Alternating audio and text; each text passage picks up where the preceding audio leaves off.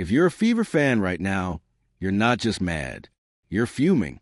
Because this wasn't just another rough game or another blown call. This was the boiling point in a season that's been teetering on the edge of collapse since week 1. And when that elbow flew, when Lexie went down, stunned, blinking, face turned sideways by Cale McBride, you could almost hear it. Not the smack, although, let's be real, that echoed too, but a collective snap from a fan base that's officially had enough. If you're here for the real story and not the filtered version, subscribe. And if you're sticking around for the next meltdown, you better definitely subscribe. This isn't basketball anymore. This is open season on the Indiana Fever. And where is the league? Where is the protection? The accountability? The bare minimum respect for players' safety? Nowhere. Because while Lexie Hull is holding her face and blinking to what could have been a flagrant 2, the refs call nothing. No review. No technical. Not even a warning.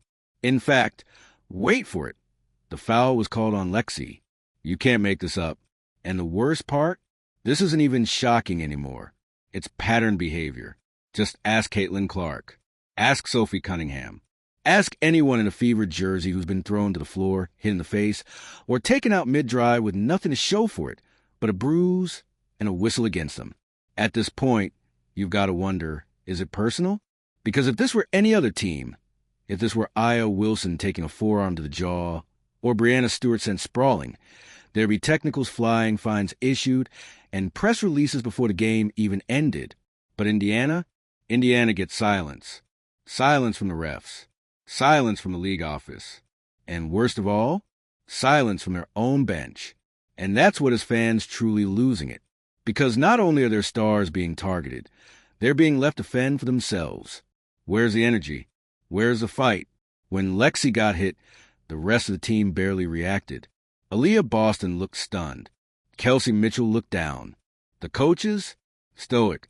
Not a single player stepped up to get in the ref's face. To confront McBride, to say, that's not happening again. And fans saw that. They saw Lexie take a blow that would have stopped a UFC fight, and nobody stepped in. So now, the outrage isn't just about officiating. It's about culture. Because right now, the Indiana Fever are playing like a team that expects to get hit. A team that absorbs elbows, shrugs off slaps, and then politely jogs back on defense like it's just another Tuesday. And it's not okay, because this isn't about being tough or resilient. It's about respect. It's about telling the league and every opponent across from you, you do not get to treat us like this. Sophie Cunningham? She's the only player on the Fever who brings that fire consistently. The only one who will snarl, shove back, or get in someone's face if needed. She plays like every foul is a personal offense. And in this league, that's what you need. But one Sophie can't carry that load alone. The rest of the team? They've been way too passive, too polite, too unwilling to push back. And that's why Indiana keeps getting punked. And look, let's be fair. It's not like the team hasn't had reason to feel overwhelmed. The injuries have been brutal. Caitlin Clark is out. Chloe Bibby? Gone. Sydney Colson, Erie McDonald, all sidelined. The roster has been stitched together with duct tape and hardship contracts, and every game feels like survival mode. But being shorthanded doesn't mean you play soft. Being injured doesn't mean you lose your identity. And what fans are desperate for right now is a sign, any sign, that the Fever still have a spine. That they're not going to let their stars be hunted like wild game. That they're not just going to keep absorbing cheap shots and calling it physical basketball. Because newsflash, this isn't physical basketball. This is targeted violence. This is a team being dared to respond and choosing not to. And now, the league's watching. The fans are watching. The media is watching. Every time a Fever player gets dropped without consequence, it chips away at the credibility of the entire WNBA. Because you can't build a league around stars like Caitlin Clark and then let her get mugged without blinking. You can't tell us women's basketball is the future and then refuse to protect its brightest talents. You can't cash the checks without backing the product. So where is Commissioner Kathy Engelbert? Because fans have questions. And right now, those questions are getting louder. Why hasn't the league spoken out about the targeting? Why are dangerous plays going unpunished? Why is Indiana the only team getting lit up physically without consequences? Is it just a rookie haze? Are they the scapegoat? Is it jealousy, ratings resentment, a generational clash? Or is it simply that the league doesn't know how to protect stars without looking like it's playing favorites? Whatever the reason, the silence is deafening. And the message is clear. If you're a Fever player, you're on your own, which is exactly why fans are calling for a culture shift, because it starts internally. You can't control the refs. You can't control the elbows. But you can control how you respond.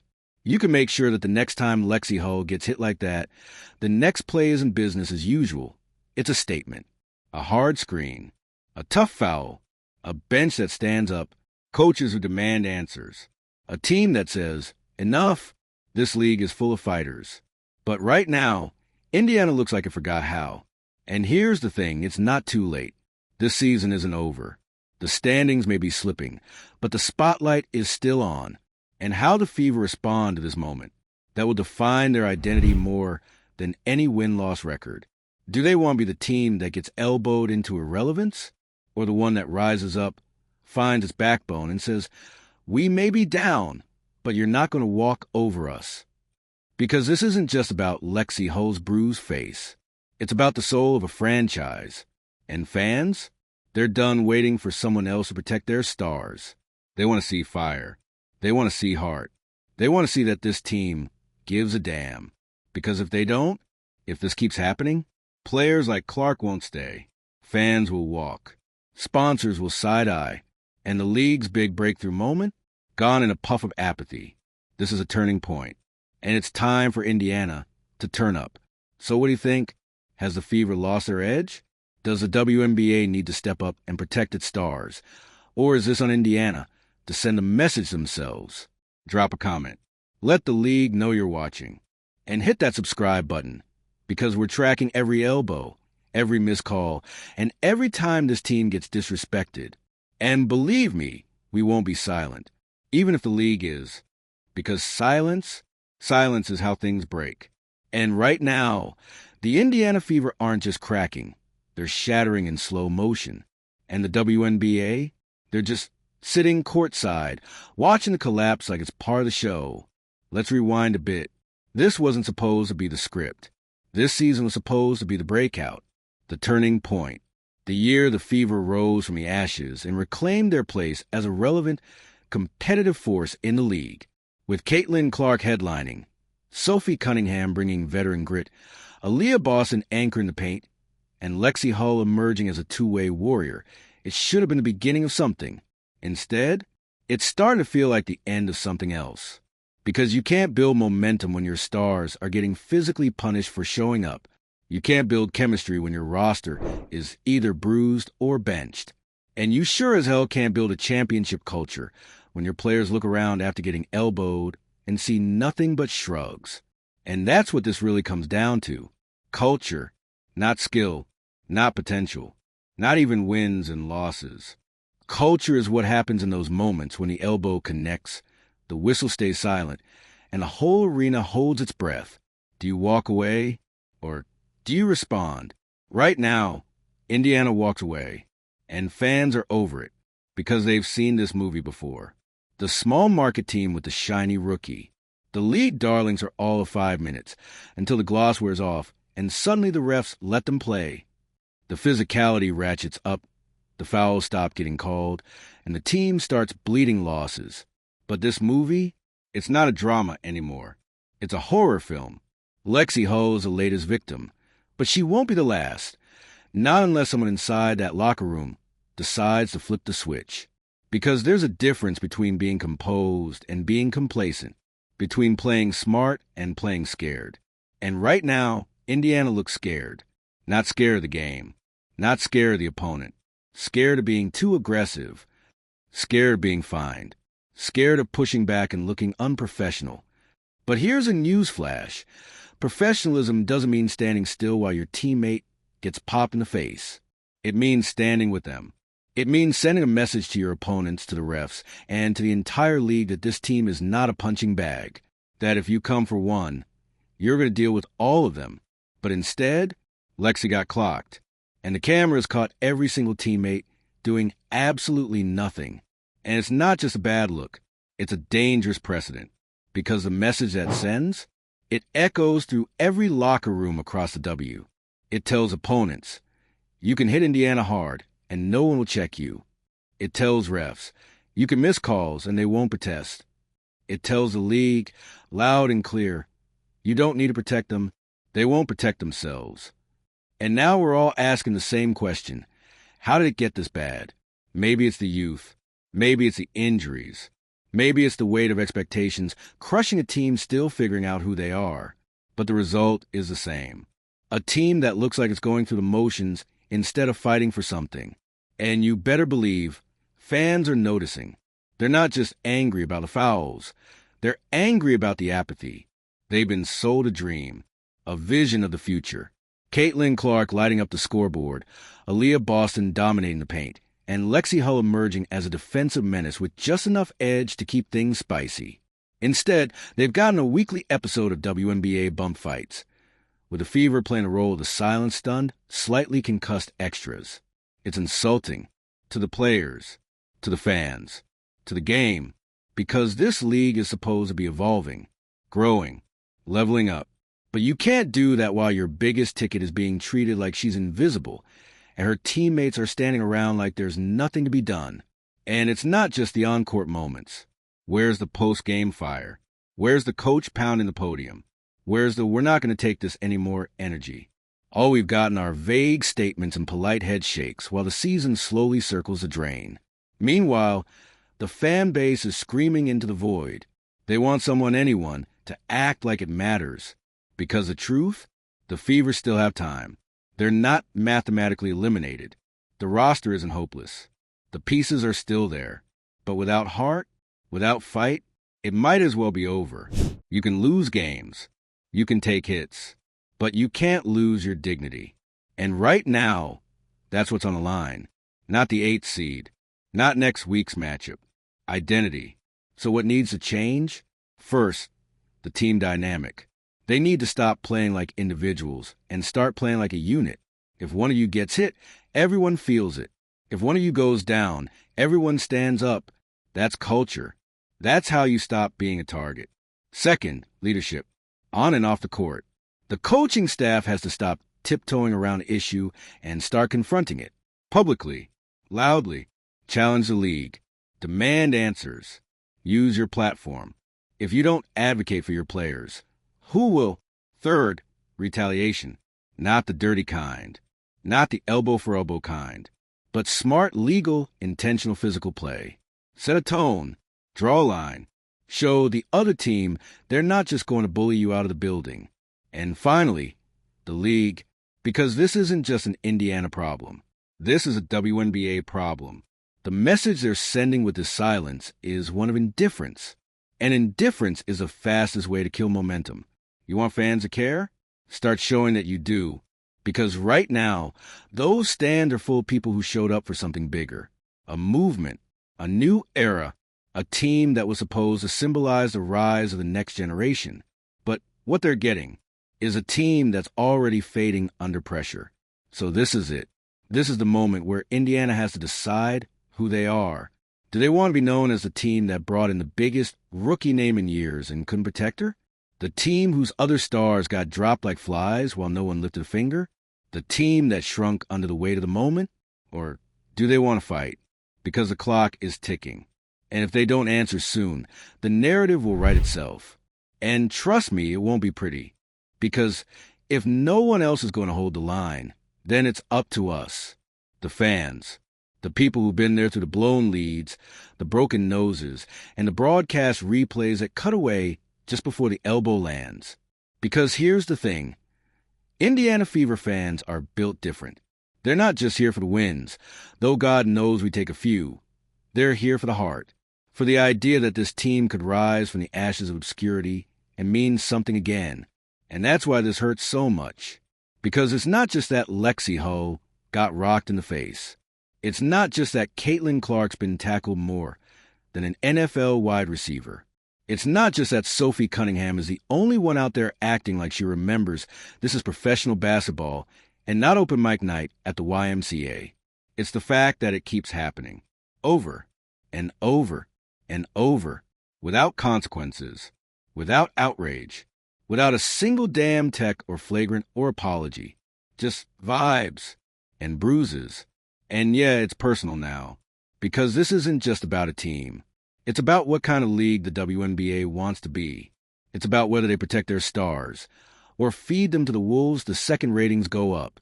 It's about whether toughness is just a marketing tagline or something you actually stand behind. Because if what's happening to the Fever happened to any other team, you'd already have statement tweets, suspension news, maybe even a conveniently timed injury update to make it all go away. But Indiana? Crickets. And this is where it gets real. This is where fans are starting to whisper things they never thought they would. Like, is this even worth it? Not, is the team worth it? Not, are the players worth it? But is this experience worth it? Is it worth investing in a league that lets this happen? Is it worth buying tickets to see your favorite player take an elbow to the jaw while the commentators giggle and the refs shrug? Is it worth defending the sport on Twitter while every highlight of Caitlin Clark ends with someone throwing her to the floor like she just insulted their grandma? It's not apathy. It's betrayal. Because you can't build a movement, call it progress, then step aside while your most visible players get torn apart and act like you didn't see it. This league needs to be better. And the Fever? They need to get mad. You want to win games? Start by winning moments. Win the respect. Win the intensity battle. Win the face-off when someone thinks they can knock your teammate down without consequence. Because right now, Indiana is out here playing checkers while everyone else is playing last team standing. You know what's wild? Lexie Hull should be having her moment. Her numbers are up. Her confidence is up. She's become a critical piece of this Frankenstein roster. And instead of celebrating that, she's spending press conferences answering questions about whether her jaw is okay. That's what this team has been reduced to. Damage control, PR mode, talking about playing through contact, like it's not a full-on combat sport out there. And let's talk about that for a second, playing through contact. That phrase gets thrown around a lot in women's basketball. It's supposed to mean toughness, but too often, it's just code for we're not going to protect you. We're not going to call that elbow. We're not going to review that hit. We're not going to say anything when a rookie gets hip-checked into the baseline. Just toughen up, smile through it, be resilient, take the high road. Why? Why are women's players always expected to rise above it, to be composed, quiet, and grateful for the abuse? Why can't they be pissed off? Why can't a coach get ejected for the right reason, protecting their player? Why can't a teammate get in the ref's face and say, "That's twice now. What are we doing?" Because you can't build culture on silence. You build it on response.